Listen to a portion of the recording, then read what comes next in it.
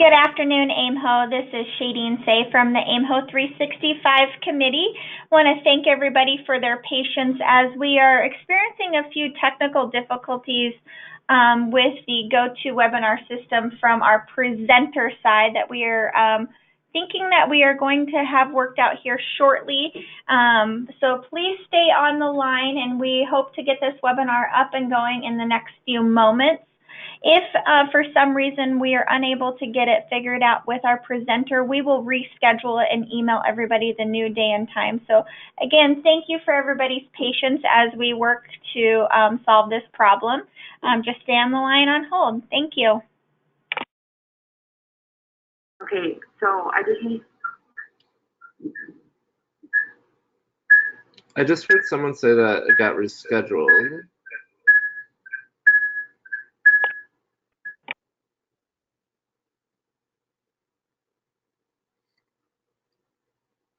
TJ? Yeah. Go ahead and mute your phone. Okay.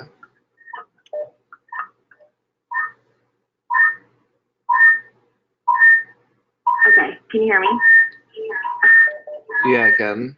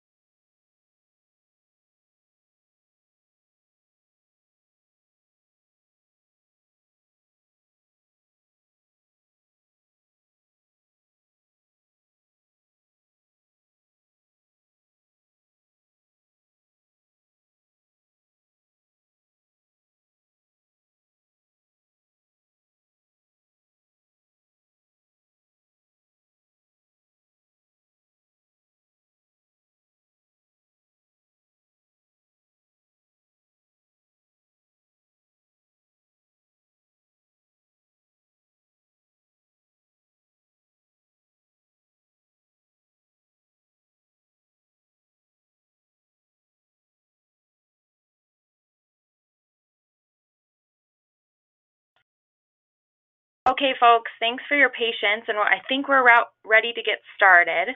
So welcome again to the AIMHO 360 webinar. This is called Genuine Leadership and Holistic Supervision, and TJ Pegg from Arizona State has been gracious enough to share some of his knowledge with the region. And so the webinar will last about 45 minutes, and we'll save some time for Q&A at the end. We'll also be taking some questions during the presentation, so you can go ahead and type those in the control panel. You should be able to view the presentation on your computer screen, and I hope you all can hear me as you're watching this webinar. I've muted the microphone feature, so I will not be able to hear you if you ask questions, but we'll reply to your questions in the chat box. And so if everyone logged in can test the chat feature by typing in your campus name as well as how many attendees are viewing, and let us know if you can't hear or you can't see something. Welcome again, and feel free to tweet using hashtag AIMHO or @AIMHO. And this webinar will be recorded and uploaded to the AIMHO 365 YouTube page. Please be checking the aimho.org website often for future webinars, and don't hesitate to submit webinar proposals. At the end of the webinar, there'll be a short survey. If you have time and don't mind filling it out, it would be greatly appreciated. We love the feedback. So once again, a huge thank you to TJ Pegg, and he will get started with Genuine Leadership and Holistic Supervision.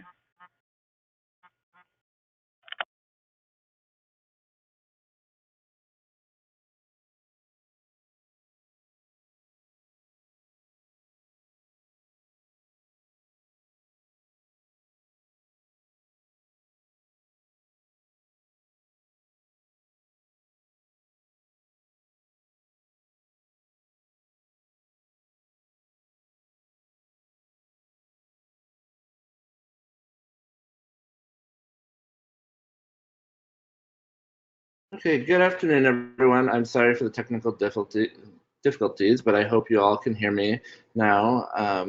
So thank you all for coming to this presentation. As Corinne mentioned, this is genuine leadership and holistic supervision, which relates back to authentic leadership. So I hope that this presentation or webinar gives an opportunity for you all to take back some of this information and translate it to the different staff that you supervise. Over the last 4 years, I've had the opportunity to supervise both student staff, professional staff, as well as some graduate assistants. So I've translated those experiences into what I want to share with each of you today. And hopefully all that information, if you do have any questions, please feel free to ask those questions throughout our, if you have any questions during the presentation, there will be opportunities at the end as well. So let's go ahead and move forward.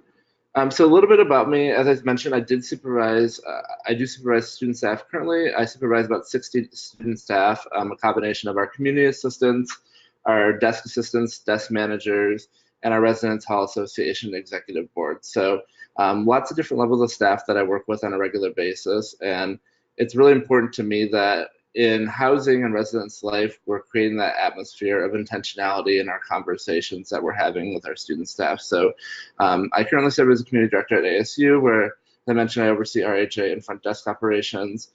Two of my passion areas are recruitment and retention of student staff, so that all blends into supervision and retention, and how we are using our leadership styles as professionals to connect with our staff that we're supervising. And then looking at innovative change in logistics. So I like to think about as we're, higher education is an evolving door. And so as we're approaching changes that may happen within our department and within our organization, that we look at how our leadership styles and how our supervision styles will play into those changes that were taking place throughout our communities. So we'll have an opportunity to talk a little bit more about that throughout the presentation, but I want to make sure that I touched on some of those passion areas and how they translate. So getting back to the why behind this presentation, so looking at some of the social media groups that are built around res life professionals and professionals within higher education, there are increased conversations surrounding recruitment and retention of student and professional staff. A lot more recently, looking at retention of student staff and how that looks within your different campus communities. And I think a lot of that plays into the leadership styles. So if professional staff within your campus communities haven't taken those opportunities to analyze what their leadership style is and play that into how they work within their department and work with their student staff, that's something that I highly encourage that your department work towards, because for me, evaluating those aspects of my leadership style and understanding where I fit in terms of the different staff roles that I work with and the staff roles that I supervise, that was really eye-opening and reflective for me to learn about what I need to change and what I need to evolve about myself as a leader. As far as authentic leadership and holistic supervision, I hope that throughout this presentation we talk about the ability to challenge and identify growth opportunities with the staff that you're supervising. So I know for the staff that I work with, I want to make sure that I'm catering those experiences to each individual staff member, and then as a larger group, catering it towards the different staff positions that I work with. So if I'm working with my live-in student leaders who are community assistants, making sure that I am looking at the balance of their role, looking at the responsibilities of their position when talking to them about certain things, and then incorporating the broader scope within all my student leaders about their experience as a student and their experience as a person. And then throughout this presentation, I want to identify some tools to manage effective accountability conversations from a holistic supervision perspective.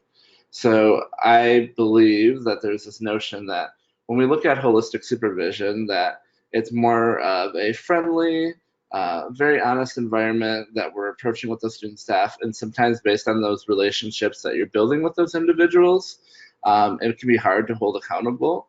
But I'm going to share with you some of the perspectives that I've had as a leader and how I approach holistic supervision with having that accountability component.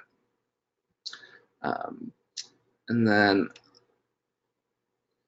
so the foundation of this presentation, this is something that in talking to some of my colleagues across the country and some of the mentors I'm really connected with, this is something that kept coming up in our conversations on a repetitive basis when talking about working with student staff, whether that be from a professional end working with our graduate assistants and bachelor level professionals, or whether that be looking at our student staff at the undergraduate level and finding ways to better connect with them to retain them within our organization. So the thing that kept coming up is we need to make sure that we're looking at our staff as humans. And a lot of our institutions today are very political environments, whether that be you working for a state institution, public institution, working for a private institution. There are different types of political environments that we're encountering, with some institutions focusing more on customer service, where other institutions are transitioning into that business model. So making sure that we're reflecting in our work that we're doing with our students and how, yes, they're staff, yes, they're employees of the university, yes, they're also students, but they're also people as well. And so we need to get to know students and help shape them on those different levels. So in terms of authentic leadership theory, it emphasizes building the leader's legitimacy through honest relationships. So that ethical foundation that we're building with our staff is really important. I know one of the first things that I do with my student staff is communicate that I'm here to get to know them as a whole person, and that this is a journey that we're going to be taking together to get to know each other and learn from each other this year. And I think that's really beneficial because sometimes when you take on a new staff, or if you're inheriting a staff because you're new to a position, they may not have that supervision perspective coming into their role. For many of our student leaders that we're working with on a regular basis, this could be the first job that they've ever had. So translating what that supervision style looks like in the role that you're supervising them in is really important. And building that foundation is key to how they're going to start to build that knowledge of trust. I let my staff know upfront my expectations in this, and my expectation of how I will challenge myself to ensure that I'm asking them about various aspects of their life so that I can help make sure that they're not only professionally growing within the role that they're in, but that they're growing as a whole person throughout our experience. Also, authentic leadership theory talks about the openness and reflection through honest conversation. So we have a lot of conversations with our students today, whether that be in terms of following up with students that may have past due accounts, following with our students who have mental health crises, following up with our students who are looking for ways to get engaged. And some of that takes impact on our student staff, and sometimes that's often neglected. And so in these in this authentic leadership theory, promoting openness in those conversations and reflection is really important. And then assessing the practice as well. So whatever practice that I put in place within the community that I work in or the staffs that I work with, I want to make sure that I'm taking time to assess how it's serving not only my team, but how it's serving the students that we're working with, and how it's impacting the overall experience that my staff is having. With that, you're also building trust, and as an authentic leader, you have that enthusiastic support. So you're finding ways to improve individual and team performance. And those are two things that often cannot be lumped together in terms of when we're talking about goals and objectives for our teams. Those are something that, and I'll share with this later in the presentation, those are things that have to be really thought through and developed individually, and have those intentional conversations with each staff member about what that looks like and how they're contributing to the overall team performance and goals. And then with authentic leadership theory, there are 4 distinct components of authentic leadership. So your self-awareness, your internalized moral perspective, balanced processing, and relational transparency. My thing with transparency is that in being very transparent with my staff, I let them know that there's things that, yes, they need to know, but there are things that I'm going to loop them in on, and they're not going to have all the information just because of the nature of a situation. So if it's following up with a student issue that happened the night before when they were on duty, or following up with a student issue that I dealt with during the day, I want to give them the information that they need to know in that environment, and oftentimes they're not going to have access to all the information. So defining what the difference is between transparency, looping them in, and then gathering their perspective. And so I think a lot of our students today, at least from my experience, they look at transparency of, why haven't you told me everything in terms of when the information initially came out? Why aren't you sharing every aspect? And we as supervisors have to take the temperature of our team and gauge what they need to know, what they need to do and need to have in order to do their job, and what information that we want to protect them from. So as I mentioned earlier, some of our environments, I've worked at 3 different institutions, and some of the environments that we may work in may be highly political in terms of navigating conversations within your campus community. So those different elements create an element that transparency is not always possible, and that you have to be honest and open with your student staff about what that's looking like in particular situations and within your campus community.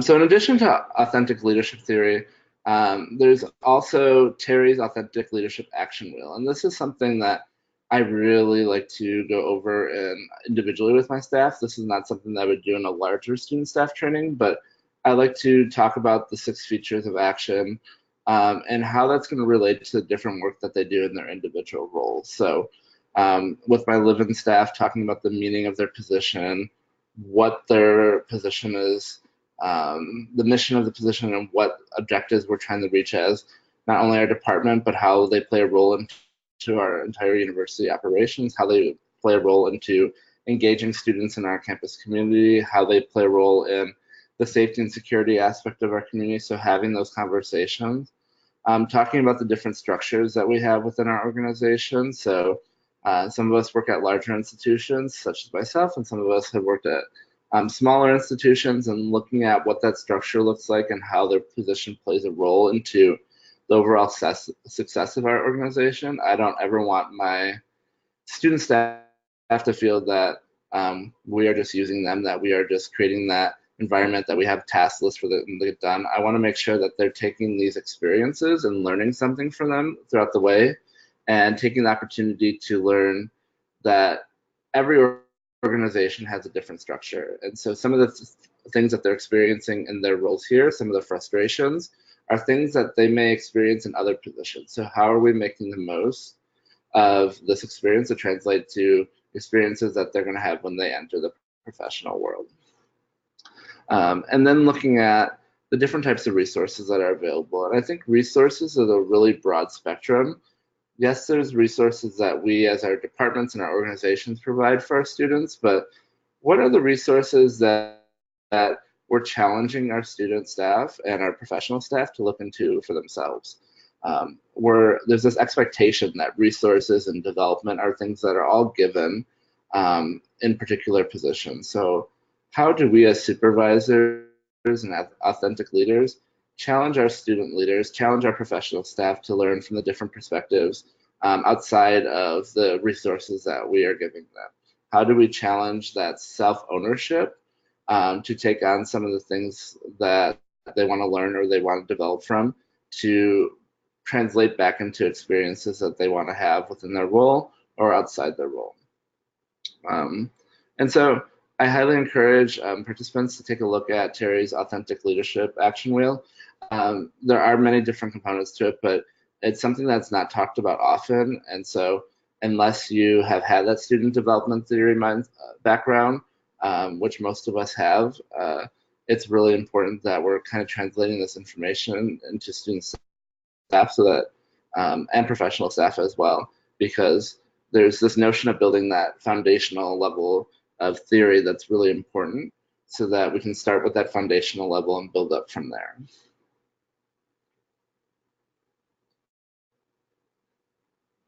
Let's see. So looking at authentic leadership in action, this looks different for each individual. The great thing about authentic leadership is that it is an individualistic approach. And so I think, like I mentioned earlier, knowing the difference between transparency, looping in, decision-making, and needing to know being real upfront with your staff in terms of that. I think the thing that was hardest for the student staff that I currently supervise and the professional staff that I've supervised in the past is that I'm very upfront and direct about what's going on and the information that they need to know.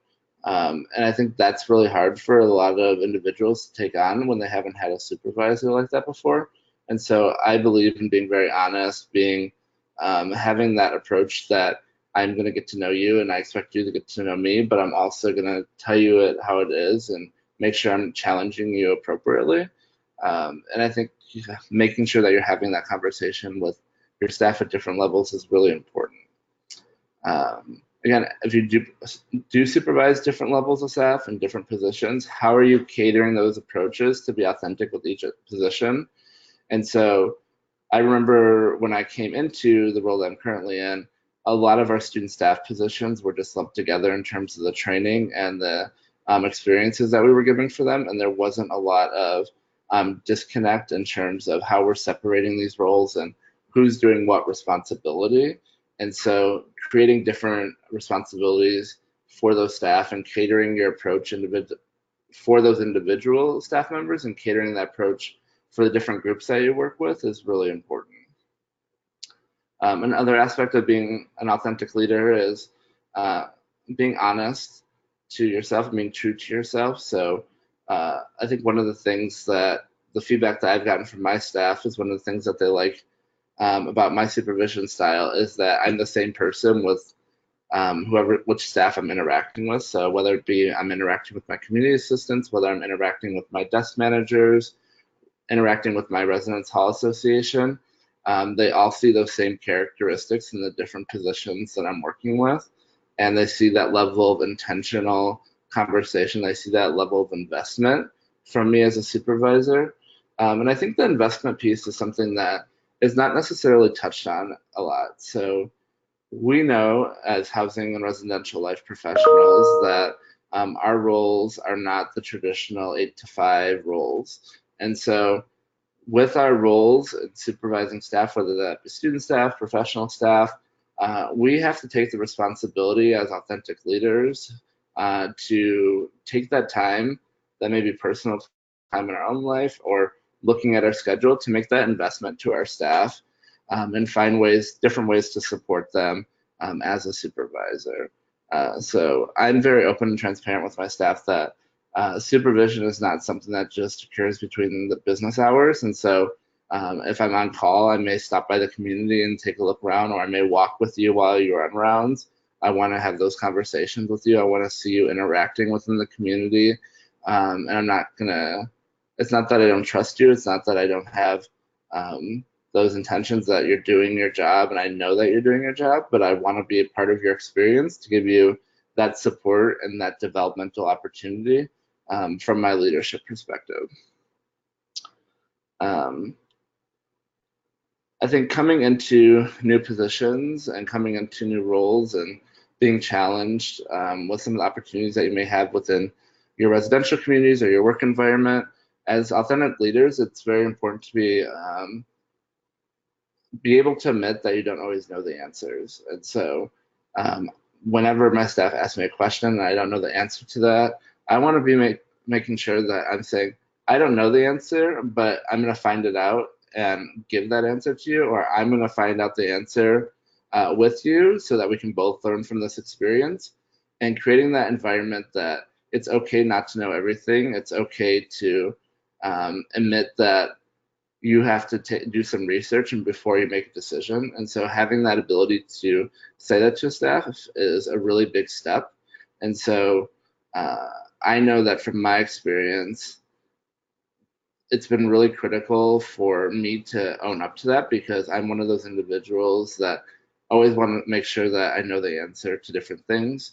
And so whether it be something that's going on in the office, something that's going on within our residential community, a duty situation, if I don't know the answer, I want to be able to also outline those different support systems with them and let them know that I want to gather that I have support systems as well to follow up with. And so looking at the 5 touchstones of authentic leadership, knowing yourself is critical to this leadership style. So If you don't know where your strengths and weaknesses are as a leader in terms of these aspects, that really impacts your ability to identify with a particular leadership style or your ability to supervise a staff or lead on a team. Being able to listen to those around you is really important, and being able to listen to yourself. So one of the big things about being an authentic leader or a genuine leader is identifying where those ethical decision-making skills come in and where you have the ability to question and own up on certain processes. Being able to express, appreciate, and serve are the last three as well, with that authentic leadership. So looking at some of the strengths and criticism. So strengths, we've gone over a number of these in terms of authentic leadership, but there's that need for, that's a typo there, but a need for that trustworthy leadership, that need for transparency and connection to human emotions. So looking at reality versus data-driven or versus what's on paper. So one of the examples of this is in working with our occupancy team, one of the things that I constantly hear is making sure that what we're doing matches what we're talking about doing is matching what we're practicing in real life. So how are we making sure that our processes and our systems and our supervision styles aren't something that we're just communicating, but we're actually playing out and taking the opportunity to reflect on those things. And then emphasis that authentic values and leaders are developed over time. So there are some leaders who are able to admit that they're not able to do a certain aspect, or they're not comfortable with certain aspects of leadership styles, and that's fine. The important thing about the authentic leadership theory is that it is development over time, and that people have to realize where they are, where they want to be, and how they're going to get those experiences, and how are they going to be able to shift those experiences and translate that into the leadership style, the leadership skills that they need to be successful in their various roles. Some of the criticisms that come with authentic leadership are not being able to always translate how authentic leadership results in positive organizational outcomes. So there's this notion that being so honest and being so transparent with your staff or with the teams that you're working with doesn't always help reach the goals that may be set by the organization. And so looking at those different outcomes and looking at how authentic leadership style can help play a role in those things. I think this is, within housing and residence life, it's really easy to see how authentic leadership style that I have translates into the different goals that I'm setting with my teams. And I think that's because you have to have that ability to be very open about what the task is and how you're going to work together to achieve it. And so it's leadership in terms of working together to achieve those goals and being honest throughout the way. That's really important in order to make that successful. And then the other criticism is just realizing that people don't always like the real you. And I think that's one of the hardest things as a leader and as a supervisor to take notion of, is that not everyone's going to like you, and you have to be okay with that, and you have to be okay that people respect you and trust you. And that's really important in terms of how we're looking at the impact of leadership in those respective roles. So in terms of authentic leadership style, we look at the different characteristics that come with that. So there are definitely way more that are presented on this web, but looking at integrity and trust, looking at the value, the responsibility that a leader is taking on, looking at the culture that you're creating in those environments that you are working in as a leader. Those are all aspects that are really important.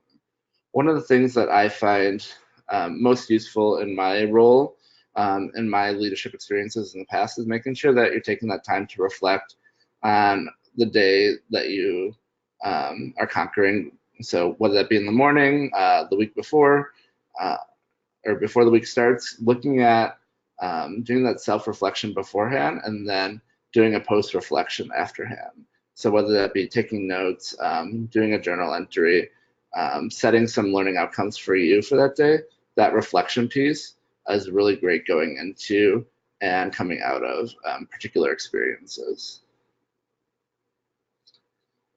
And so what's on your screen now is an authentic leadership self-assessment. And so this is something that I've used for the last couple years, and I think it's a really quick and easy way to determine the different areas that you may need to work on when it comes to authentic leadership.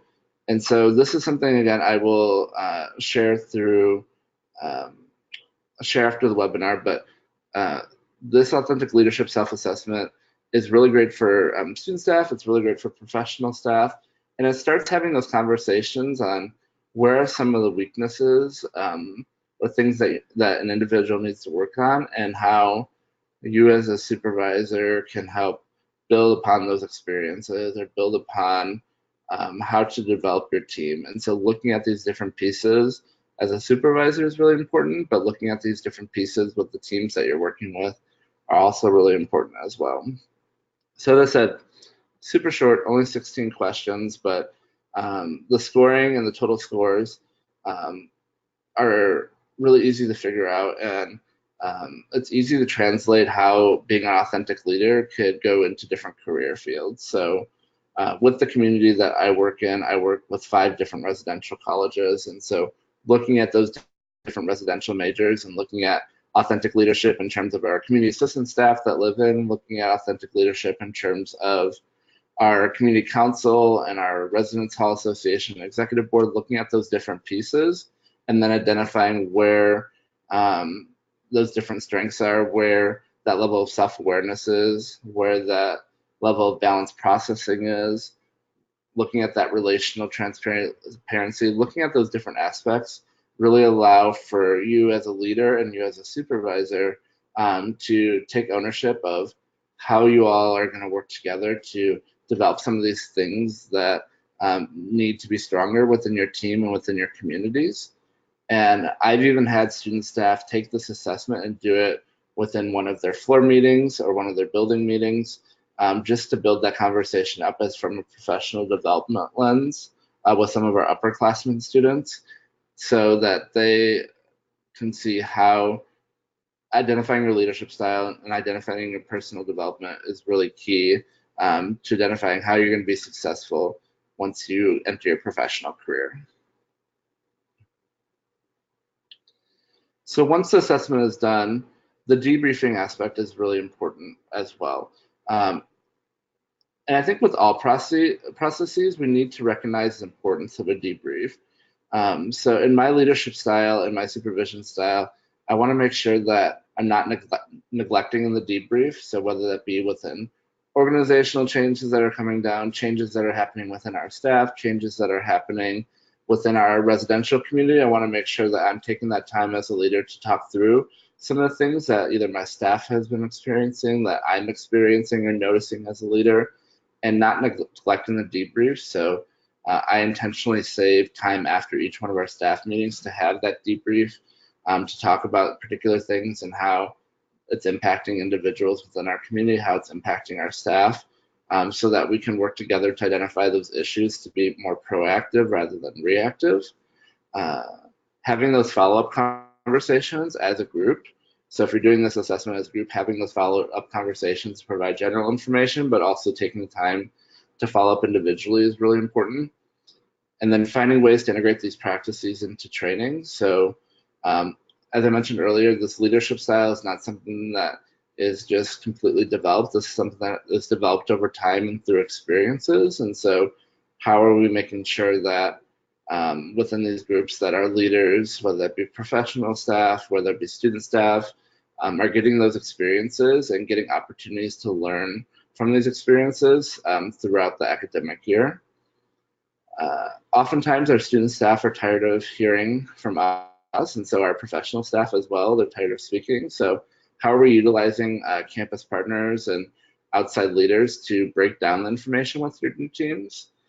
I know in student staff trainings and professional staff trainings I've worked with in the past, we've brought in outside departments. So whether we have a leadership development professor on campus, whether we have somebody in the community that we know that works really closely with different leadership development styles, bringing those into our residential community and having those conversations with our student leaders has always been really important. And then also reevaluating those practices. So going from authentic leadership and mixing that into holistic supervision, holistic supervision, I feel, is something that's not often talked about. And so I wanted to make sure that I provide an opportunity to talk about how I've taken opportunities to make sure that I'm getting to know my staff from a holistic perspective. And so holistic supervision is that supervisory style that combines getting to know the individual from a personal and professional standpoint, and then finding ways to integrate opportunities for development as a whole person. So whether that be from a professional lens or personal lens, looking at those different aspects and having those individualistic conversations with those teams.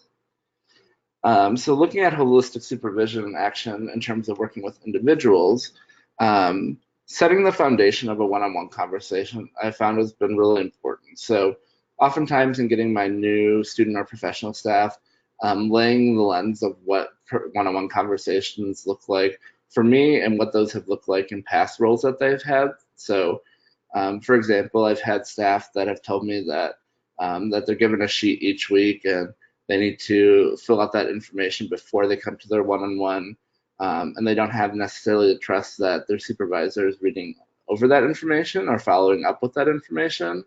And so having that conversation about what they want their one-on-one structure to be and how you're going to use that opportunity to do some goal setting throughout the process.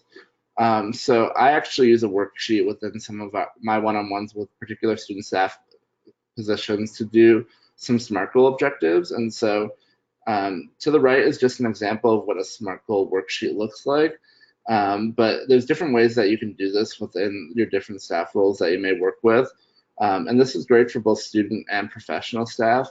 And so in the SMART goals that I do with my student staff, I have them outline personal SMART goals as well as professional SMART goals that are relatable to their role, whether that be as a community assistant, whether that be related as a desk assistant, desk manager, and identify some of these objectives. So looking at the specific goals, how are we measuring them? How are we working together to achieve them? And throughout this process, when I'm talking to them about their SMART goals, I'm the one who's writing these down with them. And so as a supervisor, I want to make sure in this holistic supervision approach that I am participating with them throughout this process and also taking an opportunity to share some of the goals that I have for the community that we're working in and for my experience as their supervisor. So in doing this goal setting, making sure you take an opportunity to follow through. Once I do all these SMART goals with my student staff, I put them in an Excel spreadsheet. That way, so I can manage how we're following up on these goals throughout the year. So I would show you an example of what that looked like, but it has a lot of student information in it right now and a lot of personal information. But these Excel sheets are really important to me because it allows me to see those touch points that I've had with student staff throughout the process, so that I am having those follow-up conversations about what their goals look like. And that goes into that record-keeping practice. And I also feel like by setting these SMART goals and having conversations about what that individually looks like, you're able to have those stronger accountability conversations with your student staff as well. So if you're getting to know your student or professional staff on a holistic perspective, you're getting to know aspects of their personal life, you're getting to know aspects of their school life, the work life. And so combining all that information into different pieces allows you to build off that follow-up, those accountability processes. And then looking at it from a group perspective, one of the things that I've done with my staff in the past is do three-way expectations. And so supervisor expectations of employees, employee expectations of supervisors, employee expectations of peers. That way we're covering our basis in terms of how we are all going to work together as a team, and then talking about how those expectations translate into our different leadership styles and our different strengths and weaknesses of the team. And then using those expectations in combination with a SWOT analysis to analyze the different aspects of our team, and then finding ways throughout that process to challenge and identify growth opportunities, whether that be personal growth or professional growth, and then doing the goal setting through those follow-through conversations. So in looking at authentic leadership and holistic supervision, there's a couple ways that we can apply student development theory to this. And these are only a couple examples. There are many more. But looking at Holland's theory of vocational personalities and work environments. So in Holland's theory, he has identified that there are 6 personality types that match with 6 different environment types. And so how does that work within the work environment that you're working in to create that ownership and to determine what that fit looks like for the student staff member or the professional staff member? So in talking about retention of staff, it's important to look at what that fit looks like within your community and with your department. And then also looking at Schlossberg's transition theory, looking at how throughout the experiences that they're having, how that is supporting their ability to transition into finding strategies for support and analysis, and making sure that the environment that they're in is supportive throughout their role as a student staff member, throughout their role as a professional staff member, and etc. And then just to wrap up, and looking at some additional resources, one of the series that I really like as a professional that I've gained a lot of knowledge from is looking at the Harvard Business Review's 10 must reads. There is a series of them, but they're short snippets from different leadership books, different organizational change and theory books that look at creating a holistic perspective on analyzing different styles and comparing and contrasting those styles. So the Harvard Business Review books are really great. I personally really use on leadership the most within my role. I've also looked at the Authentic Leadership Emotional Intelligence book as well. And for most of us that have had any leadership class within a higher education program or a doctoral program, we've probably seen this leadership book by Northhouse. I can honestly admit I've bought this book at least 3 times. And then another set of books that I find that are really great in looking at leadership theory and managing change, because change is something that I don't want to neglect within our communities and our organizations, is looking at Cotter. And Cotter does a number of books on leading change and transition and how that relates to different leadership styles, but also looking at, again, Harvard Business Review does a change management book. And there's also Making the Transition book, or Managing Transition, excuse me, by Bridges, that is a really good book as well. So those are just some resources to help develop some leadership theory, leadership development within the particular areas that you all may work in. And so at this time, I'll go ahead and open it for questions or any type of conversation that the group wants to have.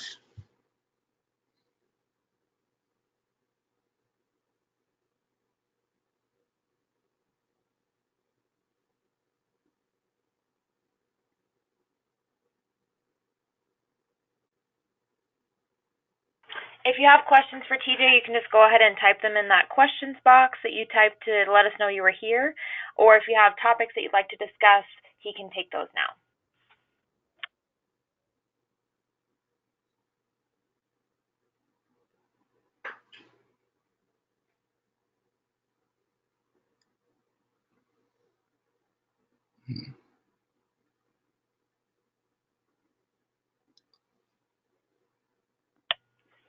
Okay, so it doesn't look like we have any questions, but once again, I want to thank TJ for sharing his knowledge with us in supervision and authentic leadership, and we just really appreciate when our own members are able to share with the region and better our region. So as a reminder, this webinar will be recorded and posted to the 365 YouTube page, and that's available through aimho.org. And we just want you to be on the lookout for future webinars, or if you're interested in hosting or giving a webinar, you can contact myself or Shadeen or any member of the AIMHO 365 page. If you will again take a few minutes at the end of this webinar to complete the online survey, we really appreciate the feedback. And let's just give a big thank you to TJ for sharing today. Thanks.